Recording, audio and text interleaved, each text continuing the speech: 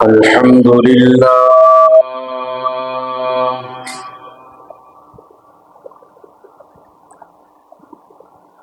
الحمد لله وكفى وسلام على عباده الذين اصطفى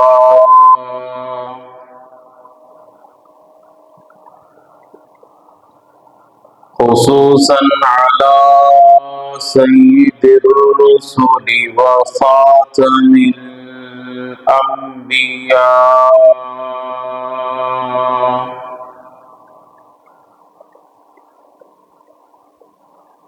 المبعوث إلى كافة للناس بشيرا ونذيرا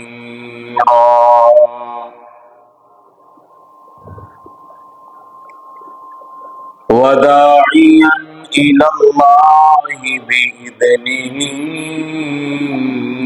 وسراجا منيرا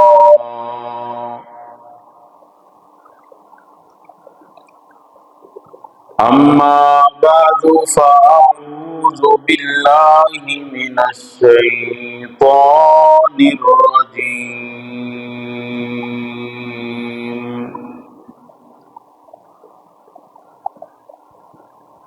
بسم الله الرحمن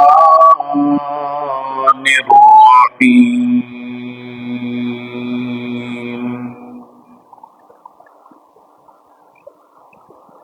لقد رضي الله عن المؤمنين إذ يبايعونك تحت الشجرة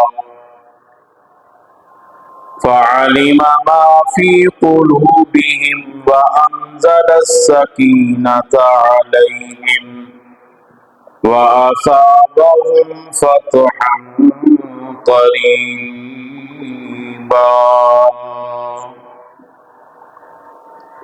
صدق الله خالق مولانا العظيم وبلغنا رسوله النبي الكريم ونحن على ذلك لمن الشاهدين والشاكرين والحمد لله رب العالمين.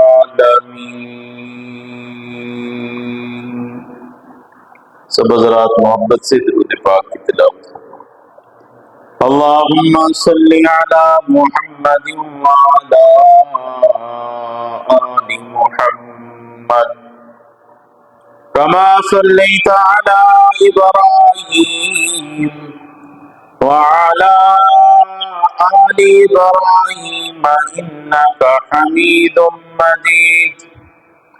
اللهم بارك على محمد وعلى آل محمد كما باركت على إبراهيم وعلى آل إبراهيم إنك حميد مجيد.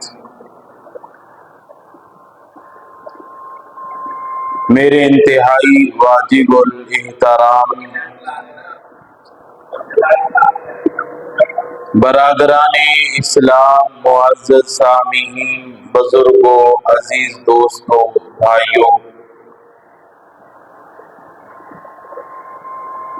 ذو الحجہ کا مہینہ ہے.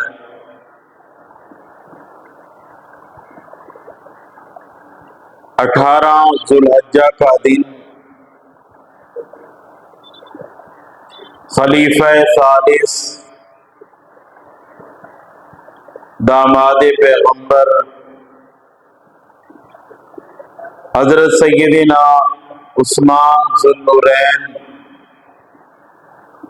رضی اللہ تعالی عنہ کی شہادت کا دن ہے. اسی حوالے سے چند گزارشات آپ کے سامنے پیش کرنی ہیں. دعا ہے کہ خالق کائنات مجھے حق سچ کہنے کی توفیق عطا فرمائے اور ہم سب کو دین کی باتیں سن کر سمجھ کر ان پر عمل پیرا ہونے کی توفیق عطا فرمائے۔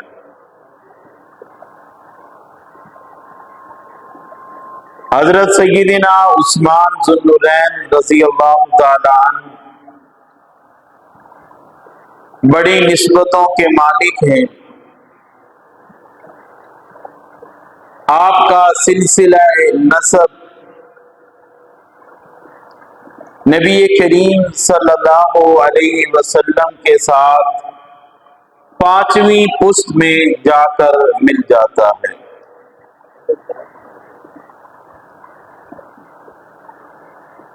آپ صلی اللہ علیہ وسلم کے ساتھ خاندانی تعلق بن جاتا ہے۔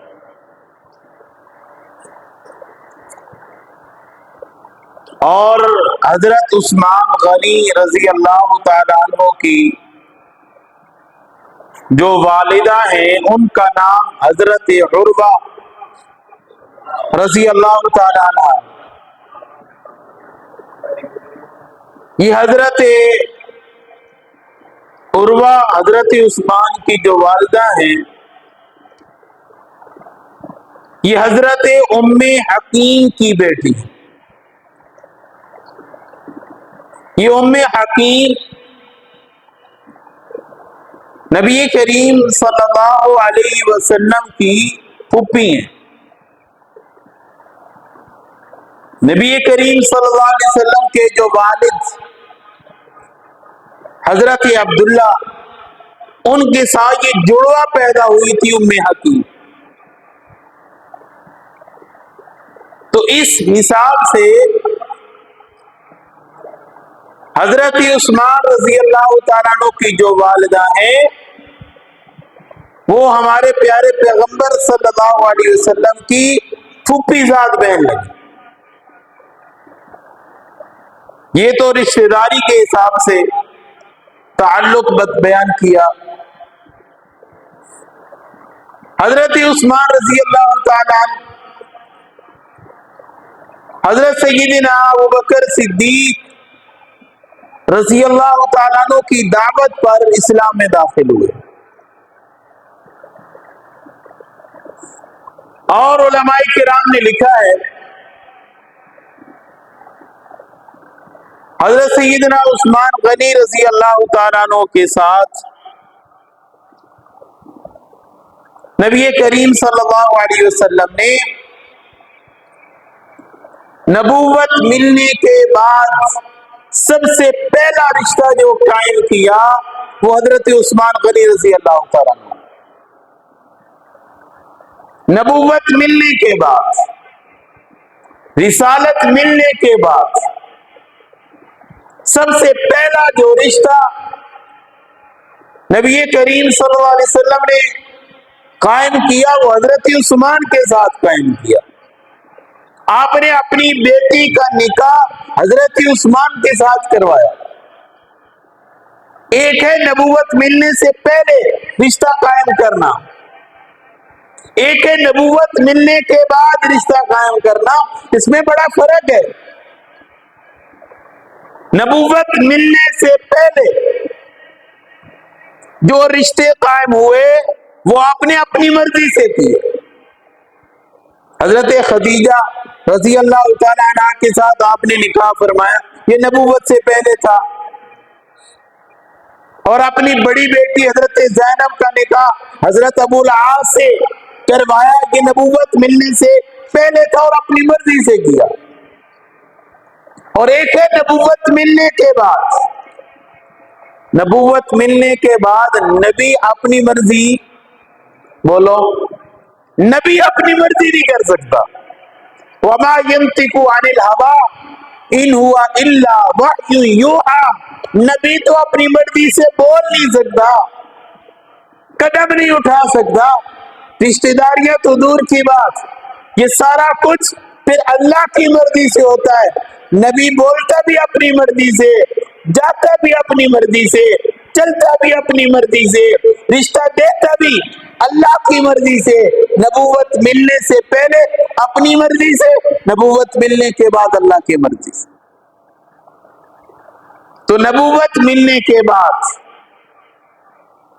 جو حضور علیہ الصلوۃ والسلام نے سب سے پہلا رشتہ قائم کیا وہ حضرت عثمان غنی رضی اللہ تعالیٰ عنہ کے ساتھ کیا. اسی لیے یہ بات سمجھانا چاہ رہا ہوں، نبوت ملنے سے پہلے اپنی مرضی سے رشتہ قائم کرتا ہے، نبوت ملنے کے بعد نبی اللہ کی مرضی سے رشتے قائم کرتا ہے. رشتہ قائم بھی اللہ کی مرضی سے کرتا ہے اور رشتہ لیتا بھی اللہ کی مرضی سے. حضرت عثمان غنی رضی اللہ تعالیٰ عنہ کے کئی القاب ہیں. ایک لقب جو آپ کا ہے ذو النورین، عثمان ذو النورین.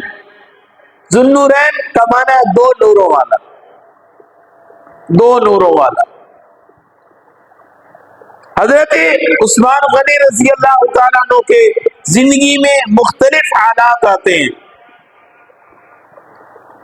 ذو النورین کے معنی میں بڑی توسیع ہے. کئی ایسے واقعات ہیں جہاں حضرت عثمان کے ساتھ دو چیزیں قائم ہوئی، اس لیے آپ کو دو نوروں والا کہا گیا. مثال کے طور پر دو مقام ایسے پیش آئے جہاں حضرت عثمان موجود نہیں ہے. حضرت عثمان موجود نہیں ہے اور حضور علیہ الصلوۃ والسلام حضرت عثمان کو موجود قرار دے رہے ہیں. غزوہ بدر اسلام کا پہلا معرکہ ہے، حق اور باطل کا پہلا معرکہ ہے. حضرت عثمان اس معرکہ میں موجود نہیں ہے. اس کی وجہ یہ ہے کہ نبی کریم صلی اللہ علیہ وسلم کی صاحبزادی حضرت رقیہ بیمار تھی. تو نبی کریم صلی اللہ علیہ وسلم نے فرمایا عثمان تو میری بیٹی کی ذمہ داری میں لگا ہے، اس کا خیال رکھ، تو بدر میں نہیں جا، اور بدر میں جتنا غازیوں کو ثواب ملے گا اتنا میں تجھے لے کے دوں گا، اور جتنا غزوہ بدر میں غازیوں کو مال ملے گا، مال غنیمت میں حصہ ملے گا، اتنا تجھے بھی ملے گا.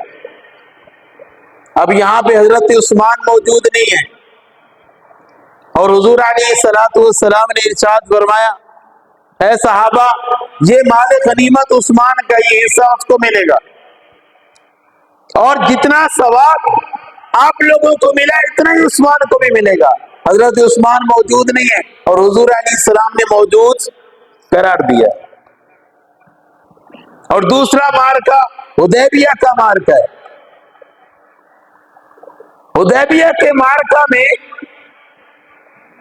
جب نبی کریم صلی اللہ علیہ وسلم کو اطلاع ملی کہ مشرکین نے حضرت عثمان کو شہید کر دیا،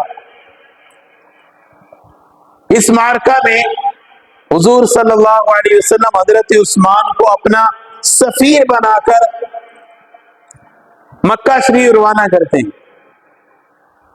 کیونکہ حدیبیہ کے مقام پر مشرکین نے حضور علیہ السلام کو روک دیا کہ آپ عمرہ نہیں کر سکتے.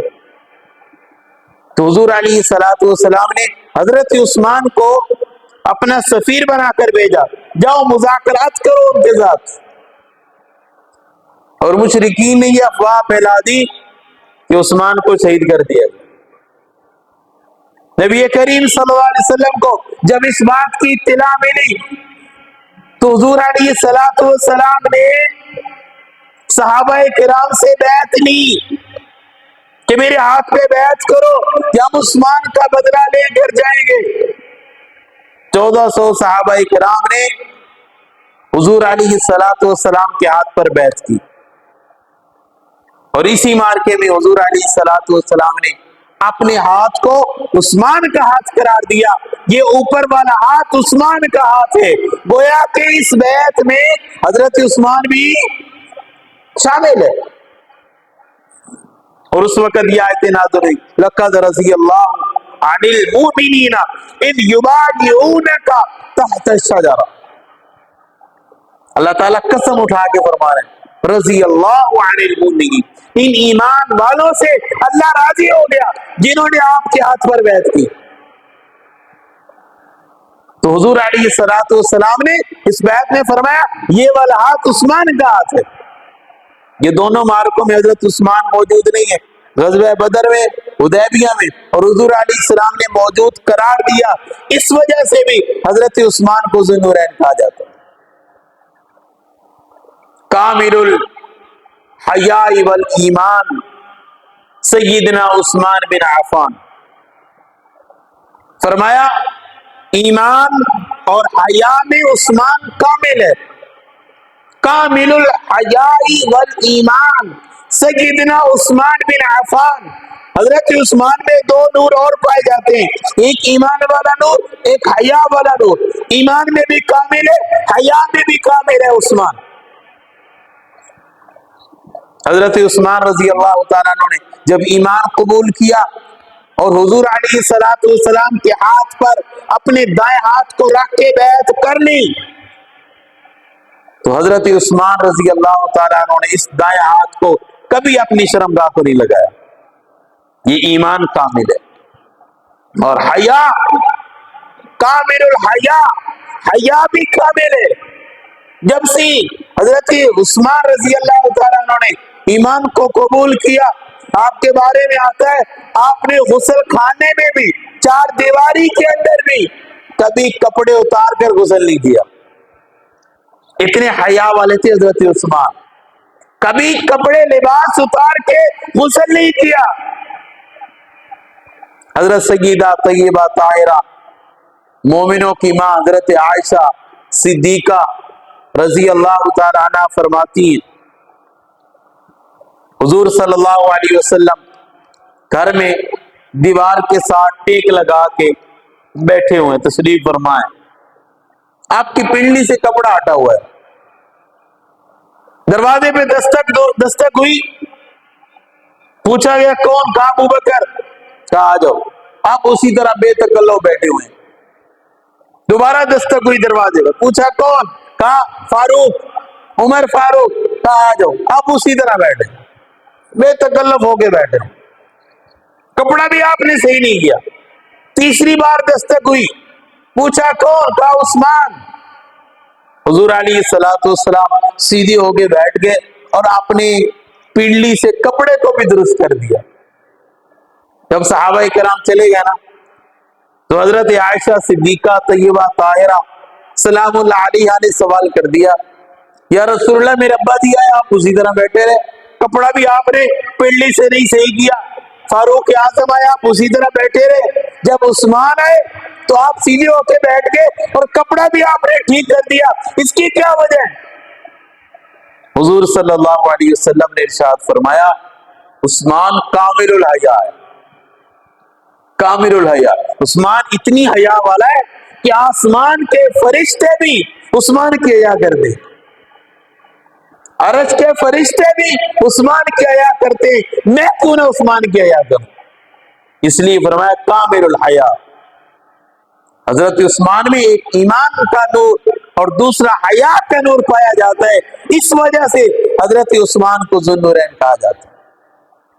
اور تیسری وجہ، حضرت عثمان رضی اللہ تعالیٰ عنہ میں دو نور اور پائے جاتے ہیں، ایک سخاوت کا نور، دوسرا شہادت کا نور۔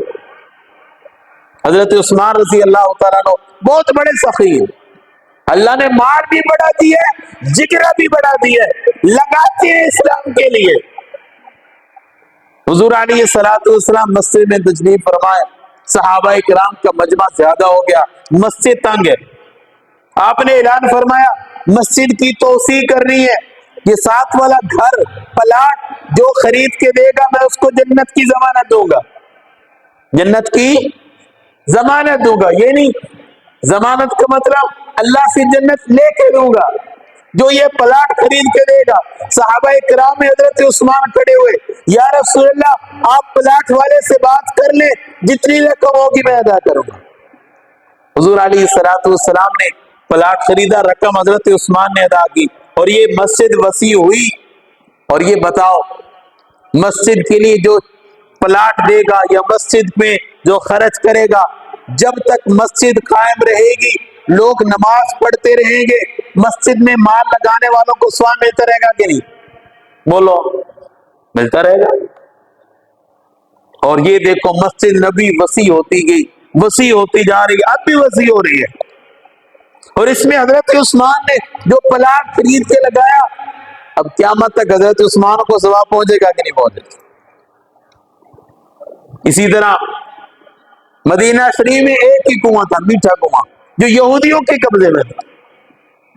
نبی کریم صلی اللہ علیہ وسلم نے اعلان فرمایا، جو اس کنویں کو لے کر آزاد کر دے گا اس کو جنت کی میں بشارت دوں گا۔ حضرت عثمان کھڑے ہوئے، یہودی کے پاس گئے، جا کر بات چیت کی اور کنواں خریدا، خرید کے پھر وقف کر دیا، کہا مسلمان بھی اس سے پانی پیئے، یہودی بھی اس سے پانی پیئے۔ یہ حضرت عثمان کی سخاوت ہے، جو امت کے لیے ایک مشعل راہ ہے۔ غزوہ تبوک کا موقع ہے، حضور علیہ السلام نے چندے کا اعلان فرمایا، صحابہ کرام اپنے اپنی وسعت کے مطابق چندہ لے کر آئے۔ اسی موقع پہ سیدنا صدیق اکبر رضی اللہ تعالیٰ گھر کا سارا سامان لے کر آئے، اور حضور علیہ السلام نے اعلان فرمایا، حضرت سیدنا عثمان غنی رضی اللہ تعالیٰ نے 50 اونٹ مالک اس جنگ کے لیے پیش کیے۔ پھر اعلان ہوا آپ نے 100 اونٹ پیش کیے، پھر اعلان ہوا 200 اونٹ، 300 اونٹ، حتیٰ کہ 900 اونٹ ماں ساز و سامان کے حضرت عثمان رضی اللہ عنہ پیش۔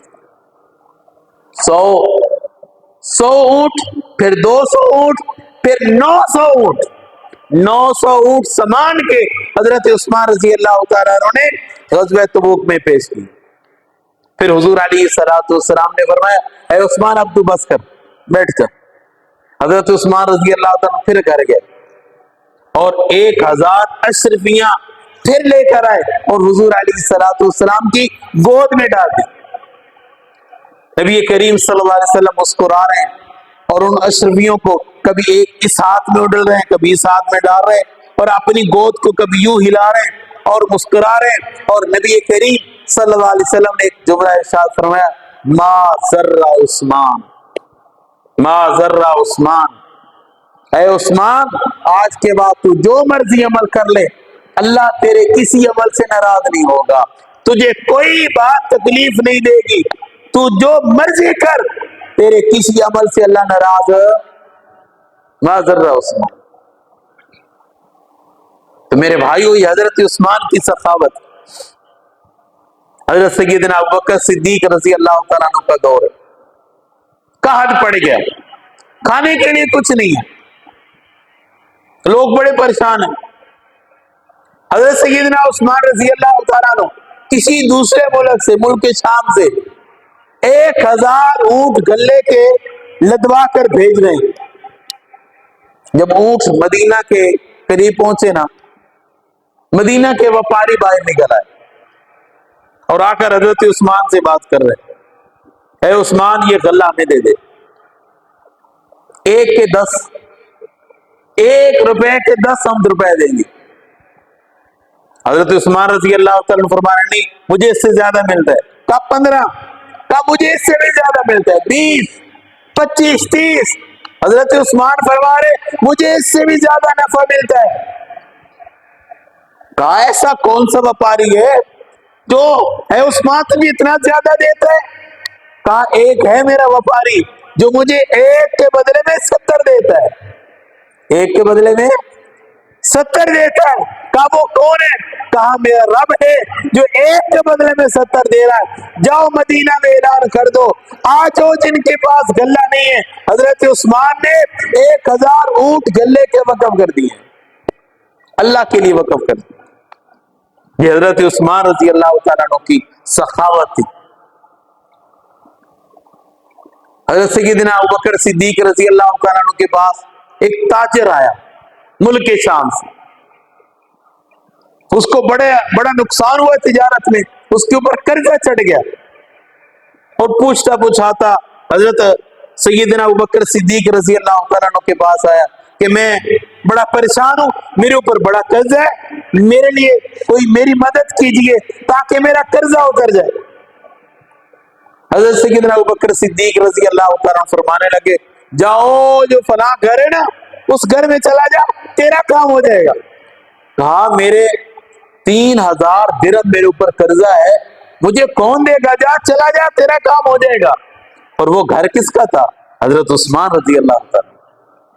اب یہ تاجر جب پوچھتا پوچھاتا حضرت عثمان رضی اللہ تعالیٰ کے گھر کے دروازے پہ پہنچا نا تو گھر سے کچھ جھگڑنے کی آواز آ رہی تھی۔ حضرت عثمان رضی اللہ تعالیٰ بچوں کو ڈانٹ رہے ہیں، اے بچوں دودھ میں شہد ڈال کے مت پیا کرو، یہ مال کا ضیاع ہے۔ اب یہ تاجر سوچ رہا ہے کہ جس کے پاس ابوبکر صدیق نے بھیجا ہے وہ بچوں کو تو ڈانٹ رہے کہ دودھ میں شہد مت ڈالو، ایسے دودھ پی لیا کرو، دودھ میٹھا ہے، شہد بھی ڈال کر میٹھا کر لیتے ہو، مال ضائع ہو رہا ہے، یہی مال غریبوں کے کام آئے گا، ایسے فضول خرچیاں مت کرو۔ دروازے پہ دستک دی ڈرتے ڈرتے کہ پتہ نہیں کام کرے گا کہ نہیں، جو گھر میں بچوں کو شہد نہیں پینے دیتا وہ میری کیا مدد کرے گا۔ جب دروازے پہ دستک دی حضرت عثمان رضی اللہ تعالیٰ باہر آئے، پوچھا ہاں بھائی کہاں سے آئے؟ ملک شام سے۔ کہا میں تاجر ہوں، میرا بڑا نقصان ہوا ہے، میرے اوپر بڑا قرض ہے، مدد کے لیے آیا ہوں۔ اندر لے گئے، بٹھایا۔ یہ تاجر کہہ رہا ہے کہ مجھے سب سے پہلے ضیافت میں حضرت عثمان نے جو چیز پیش کی وہی دودھ تھا جس میں شہد ڈلا ہوا تھا، جو اپنے بچوں کو منع کر رہے اور ان کو پیش کیا۔ اس تاجر نے سوال اٹھایا حضرت جی بچوں کو منع کر رہے تھے، مجھے وہی دودھ پلا رہے؟ کہا اس لیے بچوں کو منع کر رہا تھا کیونکہ وہ عیش پرست نہ ہو جائے، ان کو منع کر رہا تھا دودھ میٹھے دودھ ہی پیا کرو، شہد نہ ڈالا کرو، اور آپ میرے مہمان ہیں، آپ کی ضیافت تو میرے اوپر فرض ہے۔ پھر اکرام کیا، پھر اشارہ کیا اپنے غلام کو، غلام ایک اونٹ لے کر آیا جس پہ ساز و سامان لدا ہوا ہے اور 10,000 دینار اس اونٹ پہ موجود ہیں، بچوں کے لیے کپڑے ہیں اور کھانے پینے کا سامان ہے، اور اس تاجر کو کہا یہ اونٹ لے جا، اس میں 10,000 درہم ہے، 10,000 دینار ہے اور تیرے بچوں کے لیے کپڑے اور کئی مہینوں کا ساز و سامان ہے، لے کے جا۔ تاجر کہنے لگا حضرت میں کیسے لے جاؤں، یہ اونٹ پھر میں واپس کرنے آؤں اتنے سفر دے۔ حضرت عثمان فرماتے ہیں ہم جب کسی کو کچھ دے دیتے ہیں پھر واپس اونٹ بھی لے جا۔ اتنی بڑی سخاوت تھی حضرت عثمان رضی اللہ عنہ۔ تو ایک سخاوت والا نور، ایک شہادت والا نور۔ حضرت عثمان رضی اللہ تعالیٰ عنہ کو شہید کر دیا گیا۔ 40 دن منافقوں نے، ابن سبا کے ٹولے نے حضرت عثمان رضی اللہ تعالیٰ عنہ کے گھر کا محاصرہ کیا۔ 40 دن کے بھوکے اور پیاسے ہیں، پانی نہیں جانے دیا، راشن نہیں جانے دیا۔ حضرت علی دیگر اصحاب نے، صحابہ کرام نے اوپر پیغام بھیجا آپ ہمیں حکم دے، ہم ان کو قتل کر دیتے ہیں۔ حضرت عثمان فرماتے ہیں یہ میرے نبی کا شہر ہے، یہاں ان گلیوں میں میرے نبی کے قدم مبارک لگے، میں نہیں چاہتا کہ ان گلیوں میں خون بہے، میں نہیں چاہتا یہاں کا امن خراب ہو، لہٰذا ان کو قتل نہیں کرنا۔ پھر دوسری آفر یہ دی آپ اس طرح کریں، آپ مدینہ چھوڑ کے چلے جائیں۔ کہا میں نبی کا شہر کس طرح چھوڑ سکتا ہوں؟ اور تیسری آفر یہ دی آپ جو ہے حکومت چھوڑ دیں۔ حضور صلی اللہ علیہ وسلم کا فرمان حضرت عثمان رضی اللہ تعالیٰ عنہ سنانے لگے، او میرے یارو میرے نبی نے مجھے حکم دیا تھا اے عثمان اللہ تجھے خلافت کی قمیض پہنائے گا اور لوگ تیرے سے یہ چھیننا چاہیں گے، اے عثمان تو نے یہ قمیض خلافت والی کسی کو اتار کے نہیں دینی، میں یہ خلافت بھی نہیں چھوڑ سکتا۔ اور حضور علیہ السلام نے اپنی زندگی میں حضرت عثمان کو شہادت کی بشارت دی تھی۔ حضور علیہ السلام ایک پہاڑ پہ چڑھے نا، پہاڑ ہلنے لگا، بعض لوگ کہتے ہیں وہ اس پہ زلزلہ آ گیا، میں کہتا ہوں وہ پہاڑ خوشی میں لہرنے لگا، ہلنے لگا۔ حضور علیہ السلام نے فرمایا اسکت، اے پہاڑ تو ٹھہر جا، تجھے نہیں پتا علیک نبی علیک صدیق علیک شہیدان، تیرے اوپر ایک نبی ہے، ایک صدیق ہے، 2 شہید ہیں، ایک حضرت عمر ہے اور ایک حضرت عثمان۔ حضور علیہ السلام نے اپنی زندگی میں شہادت کی بشارت دی. پھر 40 دن کے بعد جمعرات تھی، پھر رات شب جمعہ، رات کو خواب آیا. حضور علیہ السلام خواب میں تشریف لائے، ساتھ حضرت ابوبکر ہیں، حضرت عمر ہیں. حضور علیہ السلام نے فرمایا اے عثمان، تنگ تو نہیں آ گیا؟ یا رسول اللہ، لوگوں نے بڑی تکلیف دی ہے، بڑا لمبا میرا روزہ ہو گیا ہے. حضور علیہ السلام نے فرمایا اے عثمان، کل افطاری تو ہمارے پاس کرے گا. یہ حضور علیہ السلام خواب میں بشارت دے رہے ہیں، اے عثمان، کل تیرا روزہ افطار ہوگا اور افطاری تو ہمارے پاس کرے گا. اور حضرت عثمان رضی اللہ تعالیٰ عنہ کے گھر کے پہرے دار حضرات حسنین کریمین ہیں، حضرت حسن، حضرت حسین، یہ دونوں پہرا دے رہے ہیں. انہوں نے یہ شہادت کے گر حضرت عثمان سے سیکھی. پھر حضرت عثمان رضی اللہ تعالیٰ عنہ قرآن پاک کی تلاوت فرما رہے ہیں. ان کی بیوی حضرت نائلہ بار بار پوچھتی ہے حضرت اے عثمان، آپ کو بھوک نہیں لگتی؟ آپ کو پیاس نہیں لگتی؟ آپ کو نیند کیسے آ جاتی ہے؟ حضرت عثمان فرماتے ہیں جب مجھے بھوک لگتی ہے میں قرآن پڑھتا ہوں، میری بھوک دور ہو جاتی ہے. جب مجھے پیاس لگتی ہے میں قرآن پڑھتا ہوں، میری پیاس دور ہو جاتی ہے، مجھے سکون کی نیند آتی ہے. جب باغی دیوار پھلانگ کے اندر داخل ہوئے، انہوں نے حضرت عثمان رضی اللہ تعالیٰ عنہ پہ حملہ کرنا شروع کیا تو بیوی نائلہ آواز دیتی ہے عثمان باغی آگے. حضرت عثمان فرماتے آنے دو، میں قرآن سے نظر نہیں ہٹا سکتا، آنے دو. انہوں نے حملہ کیا، حضرت نائلہ نے آگے ہاتھ کیا، ان کی انگلیاں کٹ گئیں. حضرت عثمان پہ حملہ ہوا، حضرت عثمان شہید ہوئے. جو پہلا خون نکلا وہ قرآن پہ پڑا اور قرآن کی آیت پہ پڑا فَسَيَكْفِيكَهُمُ اللَّهُ. اس آیت پہ خون پڑا. آج بھی یہ قرآن موجود ہے. اس آیت پہ، قرآن مجید کی اس آیت پہ حضرت عثمان رضی اللہ تعالیٰ عنہ کا خون گرا. فَسَيَكْفِيكَهُمُ اللَّهُ. کیا اس کا معنی ہے؟ اے عثمان، تیرا بدلہ لینے کے لیے اللہ کافی ہے. اے عثمان، تیرا بدلہ لینے کے لیے اللہ کافی ہے. فَسَيَكْفِيكَهُمُ اللَّهُ. حضرت عثمان رضی اللہ تعالیٰ عنہ شہید ہو گئے. تو میرے بھائیوں، یہ 18 ذو الحجہ کا دن تھا. اس دن حضرت عثمان رضی اللہ تعالیٰ عنہ کو شہید کر دیا گیا. یہ حضرت عثمان رضی اللہ تعالیٰ عنہ کے لیے بڑی فخر کی بات تھی. میرے بھائیوں، کسی کی شہادت کی گواہی احد کا مقام دے گا، کسی کی شہادت کی گواہی بدر کا مقام دے گا، کسی کی شہادت کی گواہی غزوہ خندق دے گا، کسی کی شہادت کی گواہی مدینے کا شہر دے گا، مکے کا شہر دے گا. عثمان وہ ہے جس کی شہادت کی گواہی اللہ کا قرآن دے گا، اللہ کا قرآن دے گا. تو میرے بھائیوں، یہ شہادت اور سخاوت والا نور حضرت عثمان میں موجود ہے، اس لیے آپ کو ذو النورین کہتے ہیں. آخری وجہ جو حضرت عثمان کو ذو النورین کہنے کی ہے وہ یہ ہے کہ حضرت عثمان رضی اللہ تعالیٰ عنہ کے نکاح میں حضور علیہ السلام کی 2 بیٹیاں تھیں. یہ حضرت عثمان کا سب سے بڑا فخر ہے. حضرت آدم سے لے کر حضور علیہ السلام تک جتنے انبیاء ہیں، کسی بھی صحابی کے نکاح میں کسی نبی کی 2 بیٹیاں نہیں ہیں. یہ حضرت عثمان کے لیے فخر کی بات ہے کہ آپ کی نکاح میں ایک نبی کی 2 بیٹیاں موجود ہیں.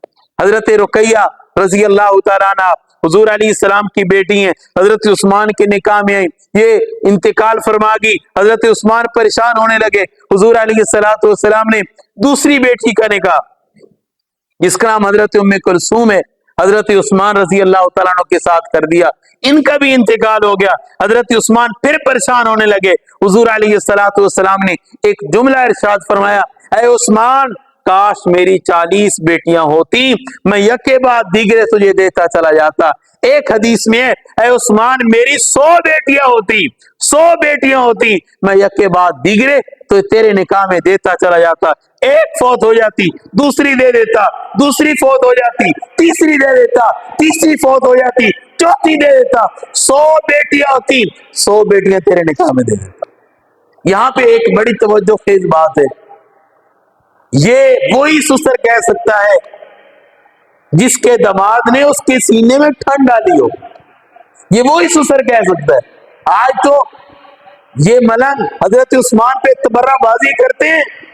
حضرت عثمان کے بارے میں حضور علیہ السلام فرما رہے ہیں، کاش میری 100 بیٹیاں ہوتی تیرے نکاح میں دے دیتا. یہ وہی سسر کہہ سکتا ہے جس کو دماد نے سکون دیا ہو، اور جس سسر کو دماد نے تکلیف دی ہو وہ کہے گا میں تجھے دوسرا نکاح دوں. مثال کے طور پہ کسی نے ایک بیٹی کا نکاح دیا اور وہ اس کا دماد اس کو مارتا ہے، گالیاں دیتا ہے، تکلیف دیتا ہے، تکلیف بھی اس حد تک دیتا ہے کہ بیٹی کہتی ہے ابا مجھے کس قید میں تو نے مبتلا کر دیا، یہ تو انسان کہلانے کے بھی لائق نہیں ہے. اور وہ انتقال کر دے اور آ کے پھر کہے کہ مجھے دوسرا نکاح دے، وہ دے گا؟ بولو، کہے گا یار ایک ہی کافی ہے، تو نے اس کا جینا حرام کر دیا، میں تجھے دوسرا نکاح کیسے دوں؟